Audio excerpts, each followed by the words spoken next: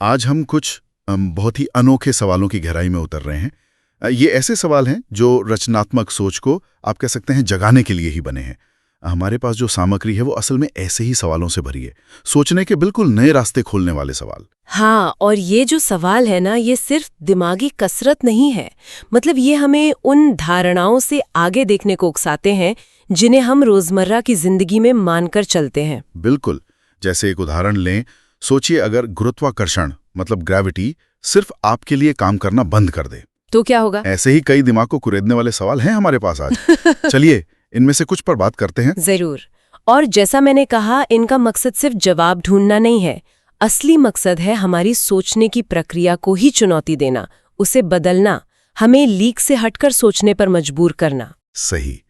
तो पहला सवाल उठाते हैं, अगर हमें गुरुत्वाकर्षण के लिए पैसे देने पड़े, सोचिए जरा, हर किलो वजन का या हर सेकंड जमीन पर टिके रहने का पैसा, समाज कैसे बदल जाएगा? स्रोत बताते हैं कि वास्तुकला, अर्थव्यवस्था, परिवहन, सब कुछ उलट-पुलट हो जाएगा। हाँ बिल्कुल। ये सवाल हमें सीधे सिस्टम थिंकिंग की तरफ ले जाता है। ये दिखाता है कि कैसे एक बुनियादी नियम, एक प्राकृतिक नियम बदलने से समाज का पूरा ताना बाना हिल जाता है। हमारी इमारतें कैसी होंगी, सामान कैसे इधर उधर जाएगा, यहाँ तक कि सामाजिक ऊंच नीच भी शायद बदल जाए। हाँ, और ये भी सोचना होगा कि क्या इससे अमीर गरीब का फर्क और बढ़ेगा?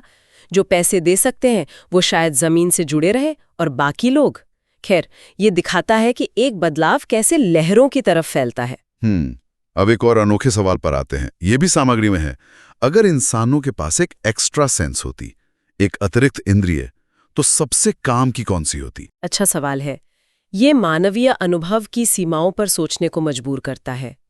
हम दुनिया को अपनी 5 इंद्रियों से समझते हैं, पर क्या ये काफी है? क्या ये समझ अधूरी है?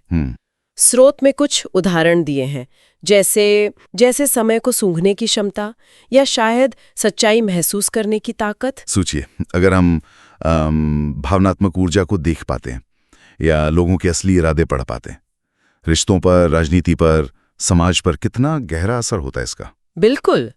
ये हमें याद दिलाता है कि हमारी जो असलियत है वो कितनी सीमित हो सकती है।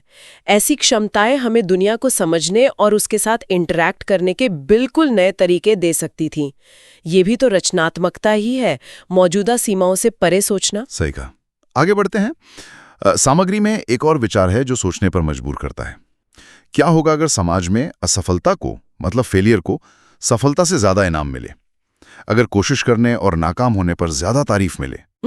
ये बहुत दिलचस्प है।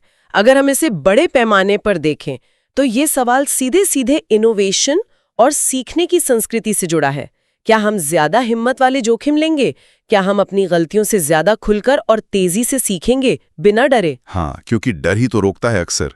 अगर फेल होने का डर हटा दें तो शायद हम ज्यादा प्रयोग करें, ज्यादा नई चीजें आजमाएं। हो सकता है प्रगति की रफ्तार ही बदल जाए। निश्चित रूप से। स्रोत का इशारा यही है कि एक ऐसी संस्कृति जहां कोशिश को नतीजे से ज्यादा महत्व मिले, वो ज्यादा लचीली और आविष्कारशील हो सकती है।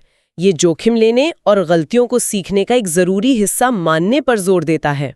इतिहास देखें तो कई बड़ी खोजें असफलताओं के बाद ही हुई हैं। और अंत में एक थोड़ा ज्यादा प्रैक्टिकल सवाल भी है। ऐसा कौन सा एक आविष्कार होगा जो किसी की रोजमर्रा की, मान लीजिए, 90% समस्याओं को हल कर दे? स्रोत मजाक में टेलीपोर्टिंग अलमारी का जिक्र करता है। सुबह तैयार होने की सारी झंझट खत्म। रचनात्मकता को सीधे तौर पर निजी जरूरतों और प्रॉब्लम सॉल्विंग से जोड़ता है। ये दिखाता है कि रचनात्मकता सिर्फ बड़े भारी भरकम आइडियाज के लिए नहीं है, हमारी रोज की जिंदगी आसान बनाने के लिए भी उतनी ही जरूरी है। ये हमें सोचने पे मजबूर करता है कि हमारी असली जरूरतें क्या है और उन्हें पूरा करने के लिए क्या मुमकिन हो सकता है। तो इन सभी सवालों का सार क्या निकलता है? निचोड़ क्या है? जैसा कि सामग्री इशारा करती है, असली जादू उस क्या हो अगर वाले सवाल में है। What if? यही जिज्ञासा, यही बनी बनाई धारणाओं पर सवाल उठाने की हिम्मत, यही नई संभावनाओं का दरवाजा खोलती है। आपने बिल्कुल सही कहा। महत्वपूर्ण यह है कि हम अपनी सोच के दायरे को चुनौती दें, अलग अलग नजरिए अपनाएं और चीजों को देखने के नए तरीकों के लिए तैयार रहें। सामग्री का मुख्य संदेश यही है। इस तरह के अपरंपरागत, कभी कभी बेतुके लगने वाले सवाल पूछना असल में रचनात्मकता को जगाने और उसे बढ़ाने का एक बहुत शक्तिशाली तरीका है। यह हमें सोचने के नए पैटर्न बनाने में मदद करता है। और जाते जाते एक विचार छोड़ जाते हैं सोचने के लिए, ये भी स्रोत की भावना से ही प्रेरित है।